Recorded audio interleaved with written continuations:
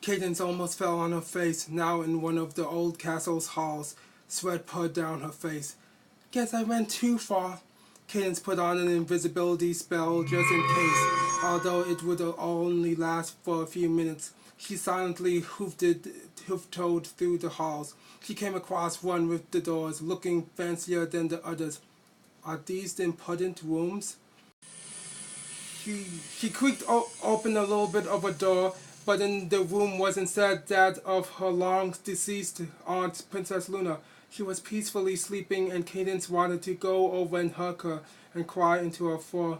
She'd never gotten to say goodbye to any pony who died because of her daughter. She slowly but quietly closed the door. Yep, these are the old guest rooms. The pony from the future went along the hallway and around the corner. She pushed open another door and saw her past self and her now dead husband, sleeping peacefully, completely unaware of what was going to happen to them. She sighed in disappointment and closed the door. She slowly opened a bit of the two other bedchamber doors, to her disappointment, as instead of her baby was her aunt, Princess Celestia, and her sister-in-law, Princess Twilight Sparkle. She trotted to the last door in the hallway. Part of her hoped it was her daughter's room, but part of her feared it was her daughter's room. She hesitated to open it at first, but took a deep breath and slowly swung the door open. There was her sleeping daughter. She closed the door quietly behind her and slowly trotted towards the crib. Her invisibility fading away, fear clenched her chest. Can I do this? Just slice open the neck? Just one cut, and she will die peacefully? Cadence took out the sharp knife from her saddlebag and held near the foal's throat. I can do this. She took a deep breath. She won't feel a thing, she exhaled. It'll all be over quickly. Another deep breath. This will save so much suffering. Her daughter slowly awoke. She heard giggling. She looked down in horror as her daughter was giggling and making a double coos. She looked so different from the tyrant she'd grown to fear in the future. Her coat was no longer a pale pastel pink in the future, having grown much darker with age. Her former elegant mane and tail had become messy and duller in color. Come on, one slice. Just one slice. The Princess of Love gritted her teeth, her eyes becoming misty. I am going to murder my daughter. She sniffed and pressed the blade against her baby's fur. The foal let out a confused noise. She was far too young to understand what was happening. Before she could slit the infant's throat, the door abruptly swung open. Cadence felt dread clenched her chest again. An ear-piercing shriek pained Cadence's ears. She quickly pocketed the weapon and grabbed Flurry, who wailed and screamed. The window! Cadence scratched at thought as she heard the pony who witnessed her trying to murder her cry out for the guards. Her horn lit with power as she prepared for a teleportation, charging towards the pony who had walked in. To the Princess of Love's surprise, it was her past self. It's me! She didn't have time to ask questions as she teleported to avoid her past self. Stop! Shrieked past Cadence, running after her. In the corner of the time traveler's eye, she saw Luna banging on her older sister's door. Guards! The pink alicorn gritted her teeth as she released a blue wave of magical energy which flung the crystal guards back against the cold wall, knocking them unconscious. The cloaked alicorn jumped in surprise as the Princess of the Night teleported right in front of her, unknowingly firing a powerful spell at her adopted niece.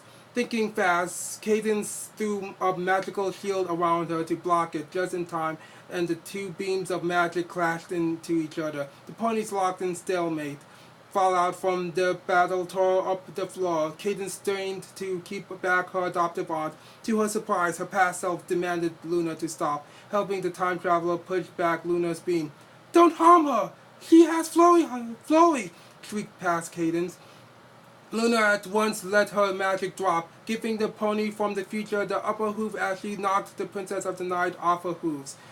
Give me back my baby! Cadence past counterpart shouted, charging once more at her at her future counterpart, who saw her throw her shoulder. The future pony once again teleported behind her past counterpart and bolted in the other direction down the corridor. Cadence suddenly found herself not able to run anymore as a pink aura pulled her off her hooves and into the air. She lit her horn again to free herself, but nothing worked. Her hooves waved helplessly in the air.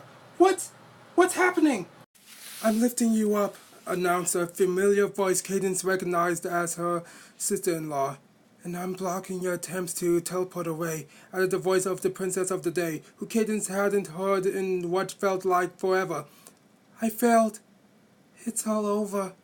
As the four princesses surrounded her, Cadence was carefully lowered to the floor. She sighed in defeat. There's no way I can escape now. Several guards surrounded the Alcorn from the future, pointing their spears at her. Your Majesties, are you alright? We will be, answered the past counterpart of Cadence, who turned her attention to her future counterpart. Return my daughter unharmed, and I give you my word that we will be merciful. The princess took her daughter from Cadence's hooves. Past Cadence tried to calm down Equestria's future greatest monster. But now, other ponies were now starting to arrive at the scene. What happened? Asked Starlight Glimmer. Cadence could feel the stares of ponies on her. Somebody tried to kill Princess Flurryheart, past Cadence explained. The new arrivals gasped at the unexpected news. Let me at him. An Applejack, much younger than the one Cadence was used to, demanded, marching towards her until Rarity held her back. Not just some pony, Luna corrected. I fought her. This could only be a very powerful unicorn. Or, no, it couldn't be Chrysalis, could it? There's only one way to find out, said Twilight. Using her magic, she lifted off the cloak covering the time-traveling pony. There's no use now. Why fight it? Thought Cadence. The ponies assembled and stood in disbelief of Cadence's appearance. Shining Armor was the first to speak. His eyes moved from Cadence to her past self and back again. It can't be. It looks just like... Twilight walked up to her brother and stood beside him. Yes, it's Cadence.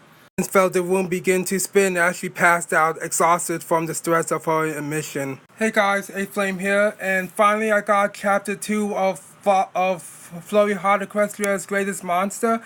So I'm going to be continuing doing more dark and probably grimdark readings for the month of Macabre this October. So I hope you like this story. With that said, this is A-Flame and catch y'all in the next video. Peace.